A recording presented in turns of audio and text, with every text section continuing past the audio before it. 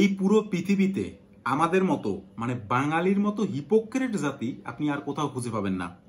আর এই মব কালচারও আপনি তেমন পাবেন না। বাঙালির মব কালচার সম্পূর্ণ ডিফারেন্ট পুরো পৃথিবী থেকে। এই মব কালচার যদি কোনো একটা সাইকেলিস্ট কোনো একটা বাচ্চার গায়ের উপর থেকে চালাই যায়, বাচ্চাটা তাতে যদি আহত হয় বা বাচ্চাটা যদি মারা যায়, তাহলে ওই সাইকেলিস্টের জীবন ওই মবের হাতে ওইখানেই যাবে, এটা কনফার্ম। ওই মব ওই সাইকেলিস্টকে ওখানে মেরে ফেলবে, বাঙালি মব। আর এই সেম মবের সামনেই যদি কোনো সাইকেলিস্টকে কোনো বড় লোকের আলালের ঘরে দুলাল তার লাক্সারি গাড়ি দিয়ে মেরে ফেলে, তখন ওই আলালের ঘরে দুলালের গায়ে এই মব হাত দিবে না। তখন ওই মবের মাথায় কি চিন্তা আসবে জানেন? তখন আইন, আদালত, পুলিশ, প্রশাসন এদের চিন্তা আসবে। তখন বলবে এর বিচার এই দেশের আদালত করবে, প্রশাসন করবে। তখন ওই আলালের ঘরে দুলালকে পুলিশের হাতে তুলে দেয়। যদি কোনো একটা চোর কোনো গৃহস্থের ঘর থেকে 200 টাকা চুরি করে, আর সেই চোরকে যদি এই বাঙালি মব ধরতে পারে, তাহলে ওই চোরকে ওইখানেই মেরে ফেলবে পিটাইয়া। আর ঠিক ওই মবের সামনেই ওই এলাকার নেতা যদি 200 কোটি টাকা চুরি করে, তখন এই মব বলবে ওই নেতার বিচার করবে আইন, আদালত, পুলিশ, প্রশাসন, দেশে আদালত আছে তার জন্য। অথচ ওই যে 200 টাকা চুরি করছিল চোর, সেই চোর শুধুমাত্র একজনের থেকে চুরি করছে, ওই গৃহস্থের থেকে চুরি করছে বা একজন ব্যক্তির ক্ষতি করছে, তার বিচার করতে আসছে এই সবাই মিলে। আর যখন এই 200 কোটি টাকা নেতা চুরি করছে, তার মানে কি দেশে সবার টাকা চুরি করছে সে, সবার পকেট থেকে। তখন যখন নিজের পকেট থেকে চুরি করছে, তখন এর যে বিচার সেটা ছেড়ে দিবে আইন, আদালত, পুলিশের উপর। আর পুলিশও যে হিপোক্রেট না এমন না, আমি বললাম না আমরা বাঙালি জাতি হচ্ছে হিপোক্রেট, আমাদের ছোটবেলা থেকেই ঢোকানো হয়, আমাদের রক্তে মিশে গেছে হিপোক্রেসি। তো পুলিশ তো আগে বাঙালি, তারপরে পুলিশ, পুলিশের মধ্যেও আছে। দেখবেন উল্টো পথে, আমি একটা প্র্যাকটিক্যাল দেখছি, এই সেটা উদাহরণ দিলাম 2 দিন আগে। উল্টো পথে যদি যে কোনো মোটরসাইকেল যদি সে পাঠাও চালায় এরকম বোঝা যায়, বা কোনো ব্যাটারি রিক্সা বা কোনো রিক্সা ভ্যান আসে, তখন দেখতেছি পুলিশ তাকে একদম মানে লাঠি দিয়ে পিটেয়া, ভ্যান রিক্সা হলে তো লাঠি চার্জ করতেছে, পাটা হইলেও তাকেও মামলা দিতেছে সরাসরি।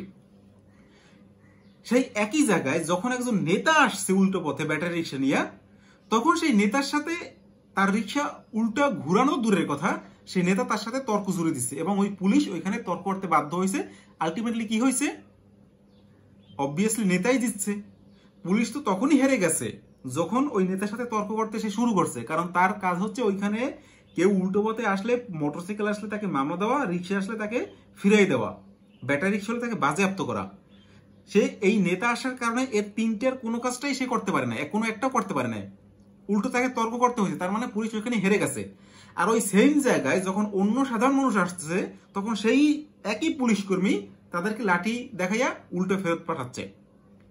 এটা হচ্ছে পুলিশের হিপোক্রেসি, কারণ সে তো আগে বাঙালি। আমি তো বললামই যে বাঙালির মতো হিপোক্রেট জাতি আর পৃথিবীর কোথাও নাই।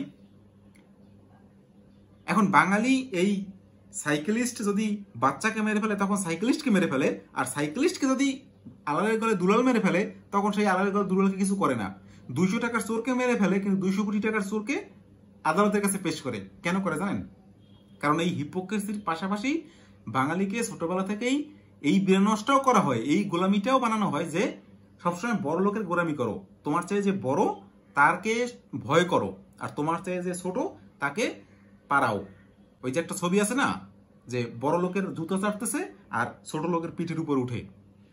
বাঙালিকে এটাই শেখানো হয় সবসময়, যে তোমার চেয়ে সামনে যে বড় তাকে ভয় করো, আর তোমার চেয়ে যে ছোট আছে তাকে পিষে মারো। একদম ক্লাস 1, 2, 3 এই বই থেকে এই জিনিসগুলো শুরু হয়। আমি একটা ভিডিও বানাইছি এই যে গোলামি কেমনে বানাই, ক্লাস 2 এর একটা প্যারাগ্রাফ নিয়ে, আমার এই চ্যানেলে আছে কোথাও না কোথাও। এরা যখনই দেখে কোনো সাইকেলিস্ট কাউকে মারছে, তখন যেন সাইকেলিস্ট, সে তার কাছে টাকা নাই, তার ক্ষমতা নাই দেখি তো সে সাইকেল চালাইতেছে, তাকে মেরে ফেলো। আর যখনই দেখে সাইকেলিস্টকে একটা লাক্সারি গাড়ি মেরে ফেলছে, তখন মনে করে এই শালার বাপের তো টাকা আছে, ওকে মেরে ফেললে সমস্যা হতে পারে, হয়তো হতে পারে এমন আমাদের দলেরই লোক, কোনো কোনো বড় নেতা, তখন তো সমস্যা, তো একে আইনের হাতে তুলে দাও। 200 টাকার চোরকে মারতে সমস্যা হয় না, কারণ 200 টাকার চোরকে মারলে জানে যে ওর পেছনে কেউ নাই। আর 200 কোটি টাকার চোরকে তখন মারা তো দূরে কথা, তার বিরুদ্ধে কোনো কিছু বলতেও ভয় পায়, কারণ জানে 200 কোটি টাকা চুরি করছে, সে অনেক বড়। এই হচ্ছে বাঙালি হিপোক্রেসি। এদের মতো, আমাদের মতো খারাপ জাতি পৃথিবীতে নাই।